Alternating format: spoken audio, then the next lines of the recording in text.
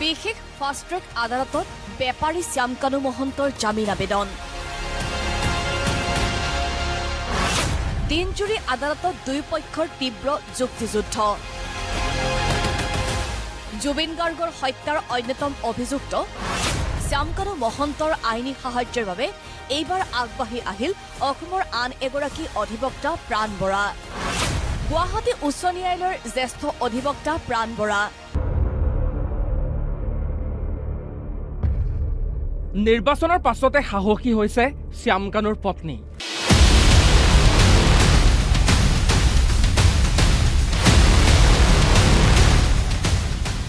ছিংগাপুৰত ময়ো আছিলো বুলি প্ৰথমবাৰলৈ খুলিলে মুখ তুলিলে শ্যামকানুৰ ন্যায়ৰ দাবী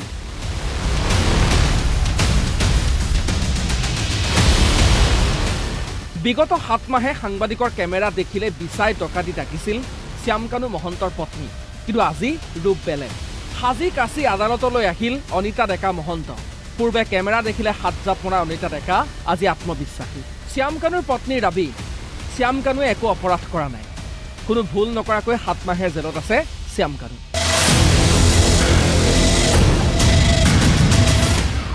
অনিতা ডেকাৰ মতে অসমৰ সংস্কৃতিক বিশ্বৰ দৰবাৰত প্ৰতিষ্ঠা কৰিবলৈ যোৱাটোৱেই হেনো অপৰাধ হ'ল শ্যামকানুৰ শ্যামকানুক হত্যাকাৰী সজোৱাত জুবিনৰ আত্মাই কষ্ট পাইছে অন্যায় হৈছে শ্যামকানু সিদ্ধাৰ্থহঁতৰ লগত ভুল নকৰাকৈ 7 মাহে আছে কাৰাগাৰত আদালতৰ পদূলিত অনিতা ডেকা মহন্তৰ বিস্ফোৰণ জুবিন গাৰ্গৰ গোচৰৰ শুনানি চলি থকাৰ মাজতেই বুধবাৰে আদালত চৌহদত দেখা গ'ল শ্যামকানু মহন্তৰ পত্নী অনিতা ডেকা মহন্ত কাৰণ বুধবাৰে শ্যামকানু মহন্তৰ জামিন আবেদনৰ শুনানি আছিল আদালতত ইফালে এইজন সিদ্ধাৰ্থ শৰ্মাৰো জামিনৰ বাবে আবেদন কৰিছিল যদিও শপতনামাখনেই ভুল উপায় নাপায় পুনৰ আবেদনৰ নিৰ্দেশ দিয়ে আদালতে হয় আপোনাৰ শ্যামকানু মহন্তৰ আজি যদি বেল হিয়াৰিং আছিলে শ্যামকানু মহন্তৰ বেল হিয়াৰিংটো আজি বৰ্তমান শুনানি চলি আছে তো প্ৰথম পৰ্যায়ত আপোনাৰ বৰ্তমানলৈ এতিয়া যিখিনি হ'ল আৰু ছেকেণ্ড হাফত যিখিনি আছে আপোনাৰ কণ্টিনিউ প্ৰচেছত ছেকেণ্ড হাফৰ কামখিনি হ'ব আৰু আপোনাৰ সিদ্ধাৰ্থ যিখন বেল পিটিশ্যন ফাইল কৰিছিল তাত তেখেতে কিছুমান ভুল কৰিছিল তো ভুল কৰাৰ বাবে সেইখন আপোনাৰ নতুনকৈ মানে ফাইল কৰিব দিছে তেখেতক আৰু ইফালে আদালতৰ পদূলিত সাংবাদিকৰ প্ৰশ্নৰ সন্মুখীন হোৱা শ্যামকানু মহন্তৰ পত্নী অনিতা ডেকা মহন্তক দেখা গ'ল যথেষ্ট সুচাৰ হোৱা দাবী শ্যামকানুক হত্যাকাৰী সজোৱাত জুবিনৰ আত্মাই কষ্ট পাব নিৰপৰাধী লোকক শাস্তি প্ৰদান কৰা হৈছে মোৰ এটাই কথা ক'বলগীয়া আছে যে বহুত হেৰি হৈ আছে মানে অন্যায় হৈ আছে নিৰপৰাধী মানুহক ভিতৰত সোমোৱাই থৈ আহিছে ছিংগাপুৰ য'ত ইমান কটকটীয়া আইন কানুন আছে সেই দেশতে কৈছে যে এইটো এটা এক্সিডেণ্টেল ডেথ কিন্তু ইয়াতে মাৰ্ডাৰ বুলি কৈ সেই মহান আত্মাই কিমান মানে কষ্ট পাব যে তেওঁ ভাল পোৱা মানুহবিলাকক তেওঁৰ মাৰ্ডাৰ কৰা বুলি কৈ ভৰাই থৈছে চ' মই এইটোৱে ক'ম যে আমাকো ন্যায় লাগে আমি ভাবিব লাগিব যে নিৰপৰাধী মানুহক ভিতৰত সোমাই থৈ দিছে হয় তেখেতে আহিছে আমাক ৰিপ্ৰেজেণ্ট কৰিবলৈ তেখেতে আগৰ আৰু হেৰিও আছে তেখেতো আছে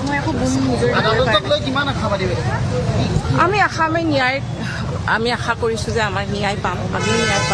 কাৰণ এইটো নিৰপৰাধী মানুহ এজনৰ ভিতৰত ভৰাই থৈছে ইমানেই নহয় পুনৰ ক'লে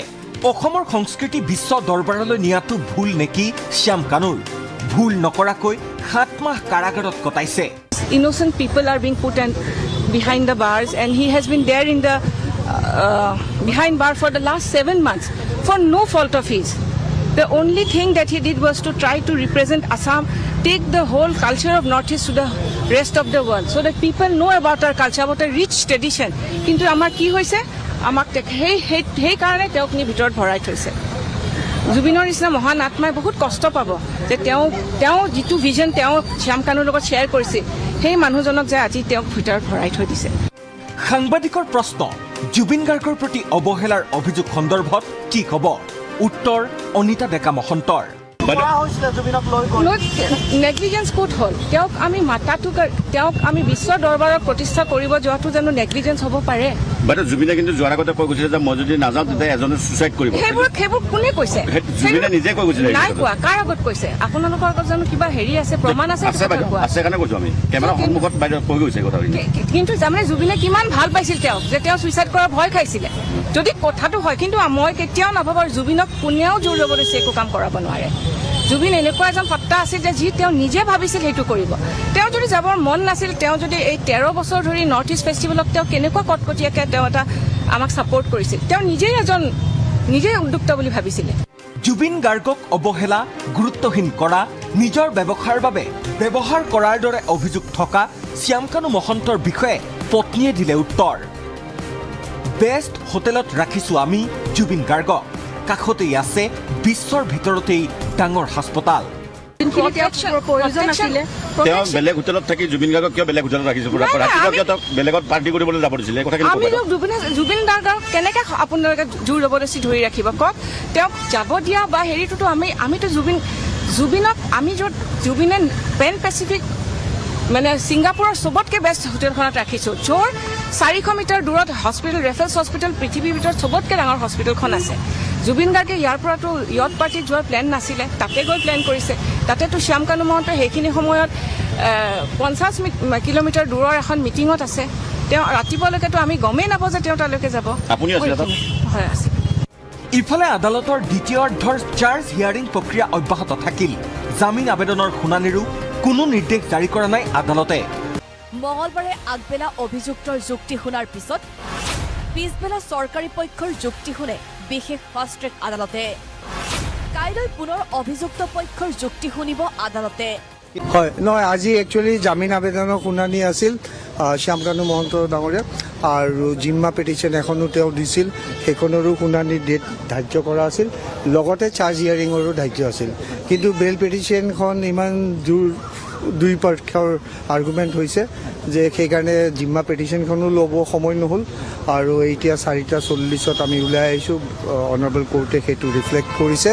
যে যিহেতু 4:40 হ'ল বেল পিটিশ্যন হিয়াৰিঙে কমপ্লিট নহ'ল তো সেইকাৰণে চাৰ্জটো নেক্সট উইকৰ পৰা হ'ব সম্ভাৱনা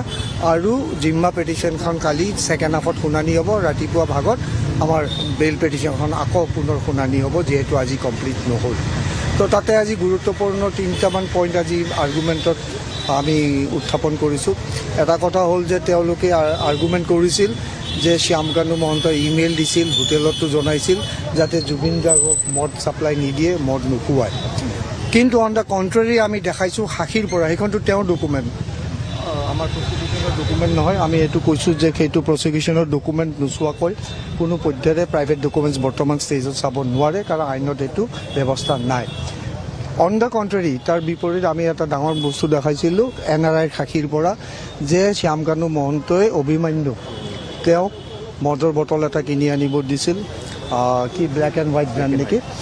আনিব দিছিল আৰু সেইটো তেওঁ বাই কৰি আনি তেওঁ লবিত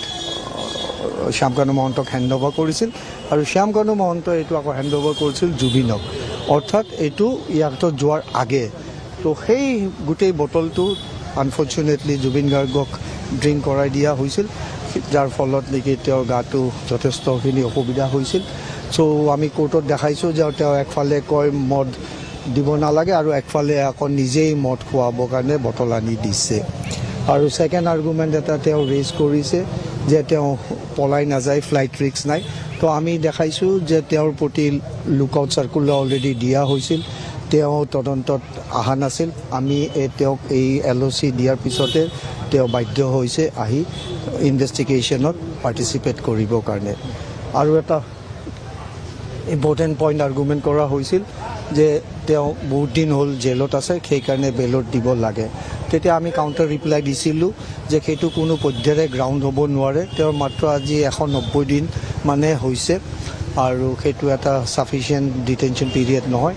আৰু অনাৰেবল হাইকোৰ্টে এইটো আৰু গভৰ্ণমেণ্টৰ ইনিচিয়েটিভত এইটো এটা ফাষ্ট ট্ৰেক কৰি দিয়া হৈছে যাতে মানুহ কোনো লং ডিলে জেলত থাকিব নালাগে সেই গতিকে এইটো ফাষ্ট ট্ৰেক কৰা হৈছে আৰু তাৰে কাৰণে চাৰ্জ হিয়াৰিংটো অলৰেডি সম্পূৰ্ণই হৈছিল এইকেইখন বেল পিটিশ্যন আহি গ'ল কাৰণেহে বৰং অলপ আমি পিছুৱাব লগা হ'ল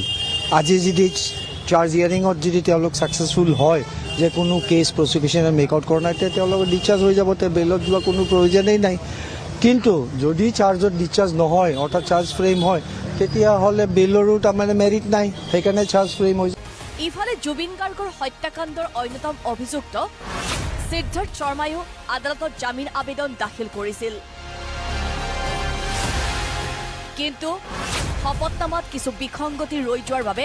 আদালতে তেওঁৰ জামিন আবেদন অগ্ৰাহ্য কৰে। তেওঁ আজি লাষ্টত সেইটোৱে অনাৰেবল কোৰ্টে তেওঁৰ উকিলক অনলাইনত সুধিছিল যে আপোনাক নিৰ্দেশ দিয়া হৈছিল এটা কোৰ্টৰ ডাইৰেকশ্যন কেতিয়া আছিল